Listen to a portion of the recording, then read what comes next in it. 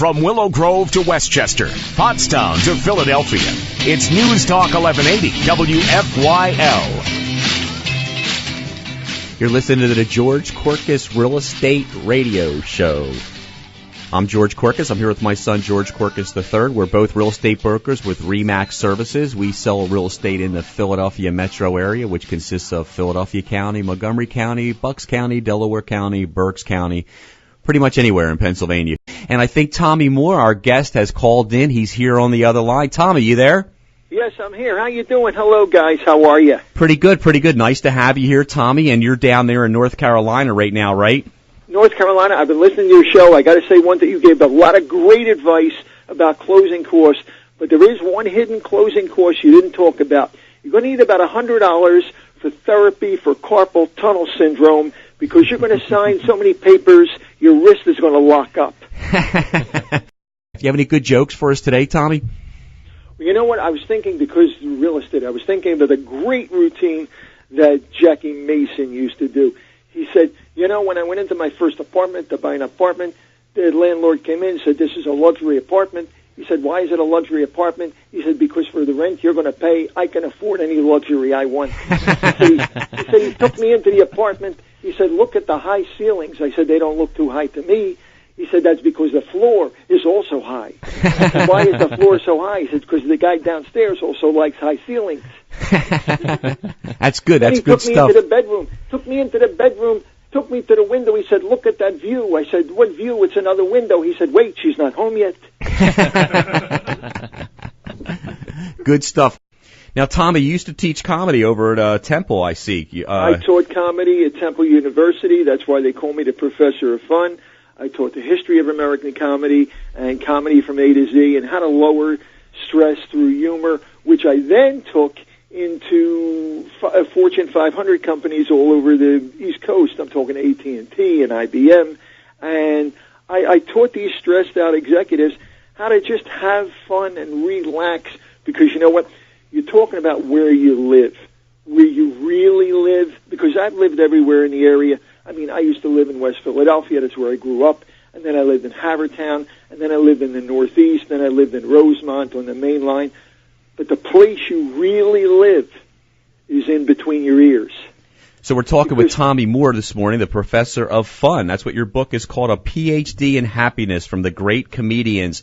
Now, Tommy, I didn't realize you were a Professor of Fun. How do you get that degree to be a Professor of Fun? Well, you just go into Temple, you start teaching, and people say this course is fun, and the next thing you know, they call me the Professor of Fun. Okay, good. Now, what is the book about, and where can you get the book? And can you tell me more? Because I could use some help with being happier. I really mean that. You know, being a realtor right now is kind of rough. And how about all those homeowners out there? They're not making their mortgage payments. They're behind in their mortgage. How can we help people to be happier? Okay, that's the reason I wrote the book. In 40 years in show business, I worked with just about every comedian there was. I'm talking about the superstar, Jay Leno, Bob Hope, Jerry Lewis, Milton Berle, George Burns, Robin Williams, Billy Crystal, Joan Rivers, Bill Cosby, everybody. And the advice they gave me about show business, I found out, is very similar to advice in being happy in real life. There are things in this book about faith and finding yourself and worry and fear and hate and forgiveness and hope and gratitude and love and joy and stress and money and following your dream. There's a thing about negativity. So many people today are negative, and that's why people are depressed. You turn on the news and you see all the negative things that are happening, and then you wonder why they're selling antidepressants on the commercials during the news. One of the ways not being depressed is to realize this. Like I said a minute ago, where you live is in between your ears. What you are thinking about becomes who you are. Okay? I mean, it's said in the Bible, as a man thinketh, so he is. Now realize this. If you are thinking happy thoughts, you're happy. If you're thinking sad thoughts, you're sad. If you're thinking worrisome thoughts, you're worried. What you are thinking is the most important thing you can do in life, because that's where you live, in between your ears and your brain. Now, the reason I wrote the book is, well, there are three reasons. Number one, I want to make people happier. Number two, I want to pass along the advice that I got from these 50 superstar comedians that literally saved my life emotionally and physically. And number three, I want to make people aware of the legends of comedy that were around before this generation. Because the strange thing about this generation, because we are so negative sometimes, if you take a look at a lot of what comedians are doing today, it's angry and bitter and frustrated, whereas the old line comedians, the Bob Hopes, the Henny Youngmans, the Johnny Carsons, were fun. They were happy. The root word of funny is fun. And I think that rather than be cynical and sarcastic and angry and bitter, if you can find a way to be fun and to laugh at things and to laugh off things, you're going to be a lot happier. Yeah, I noticed that with a lot of the not even new comedians anymore. They've been around a long time, like Eddie Murphy, Chris Rock. Every other word out of their mouth is F this, F that. I can't even watch that, actually, and I'm a pretty, I'm pretty loose. I'm not real straight. And you know what? That F word isn't even a dirty word anymore. It's an anger word. Mm-hmm. And it shows how much anger there is. And if you can just forget about that anger and try to enjoy yourself. You know, it's funny. People in the worst situations, people who were prisoners of war, could sit and think about the good things that they remembered in life and not think about the situation they were in, not think about the fact that they were in a POW camp. Everything goes on in between your ears, and that's what I talk about in the book. Now, I noticed that 25 years ago, something must have happened in your life there. You were told that you would never be able to stand on stage again. Did something happen to you? Long story short, I was in the wrong place at the wrong time. I was in the middle of a robbery when I shouldn't have been there. And the robber, luckily, didn't have a gun, but he did have a pipe. So he hit me on the head 8 or 9 times with the pipe. Was it a crack pipe? No, it was an iron pipe. And yeah, I say 8 or 9 times because after 7, you stop counting. But he tied me up, locked me in a room, and left me there for dead. Now, the funny thing is, before he left the room, he said something to me. He looked down and he said, "Don't try anything funny." Now, I had been a comedian and a comedy magician my whole life. Never tell a comedian not to be funny. And don't lock a magician in a room because it only serves as a challenge. Ask Houdini. Okay? Uh-huh. So now, I got out of the bonds because I knew how to do that and kicked down the door and spent the next 3 days in the hospital in head-to-toe cast. And the doctor came in and a club owner came in and said, "We just want to tell you, you may never stand on a stage again." And I said, "Oh, yeah? Want to bet? I got a show Saturday, and I'm going to do it." And they said, "You're crazy." I said, "No, I'm going to do it." Now, I knew I couldn't do 40 minutes on stage, so I booked 3 other comedians around me. And they literally took me from house to car to stage. And they stood me up on the stage, and I did 15 minutes in head-to-toe cast and bandages. They introduced me direct from the emergency ward, Tommy Moore. I did 15 minutes, and after the show, people were coming back thinking that the cast and the bandages were just show business. They thought it was a costume. They thought it was a reason to do doctor jokes and hospital jokes and all the jokes I did in those 15 minutes. And I said, "No, this is real." That's an incredible story. Really great story. I had no idea that had happened to you. Oh, yeah. And, I mean, I went back on stage immediately because I was not going to let the negativity defeat me. And that's when I learned how important laughter was, because when I was in the hospital, I was lucky enough to have every friend in the area who was a comedian come and tell jokes and make me laugh. And when I was laying in the bed, I wasn't thinking about the pain I was in. I wasn't thinking about what happened to me. I wasn't thinking about what's going to happen next. I was just sitting and laughing and enjoying. And it's funny how important laughter is, because some of the quotes I put in the book, and there are hundreds of them, but Bill Cosby said, "You can turn a painful situation around through laughter." Minnie Pearl, great comedian, said, "Laughter is God's hand on the shoulder of a weary world." Laughter is so important. And if you can just laugh things off, you can be so much happier.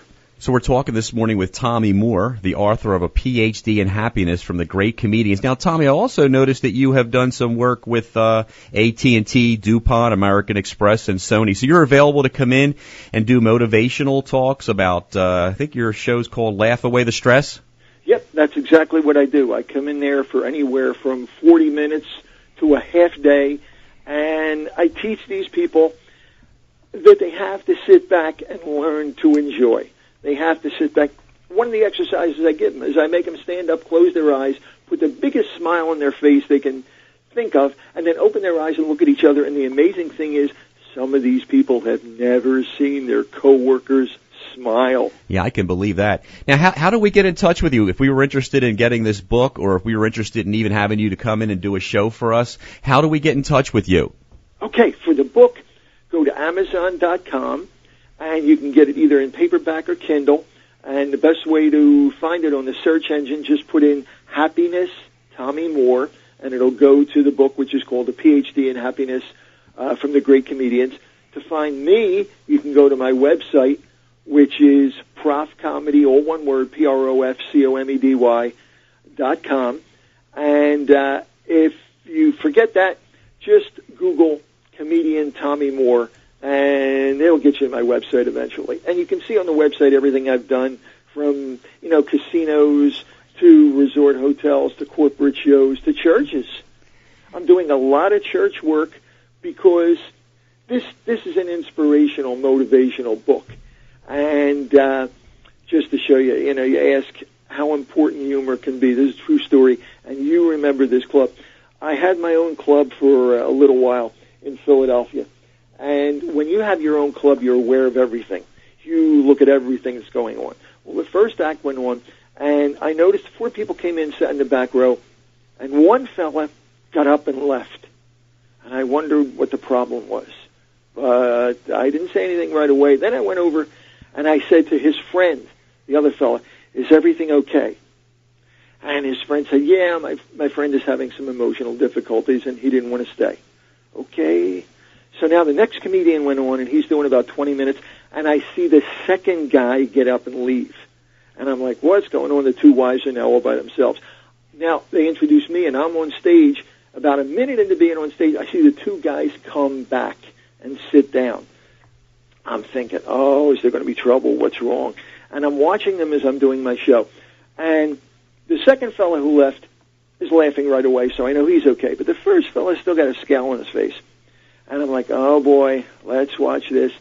In about 5 minutes, I see that first fellow laughing, too. And I know we're okay. Show's over. I'm standing in the back. People are coming back to say hello and say they enjoyed the show. The first fellow who left comes to me and says, I want to thank you so much for making me laugh because I was in a bad mood and you turned my mood around. I said, well, you're welcome. Second fella came to me and said, I got to tell you what happened with my buddy. I said, what? He said, when he left, I had a feeling where he would be going.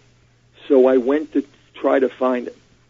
He walked about 2 blocks down to the Vietnam Memorial Wall.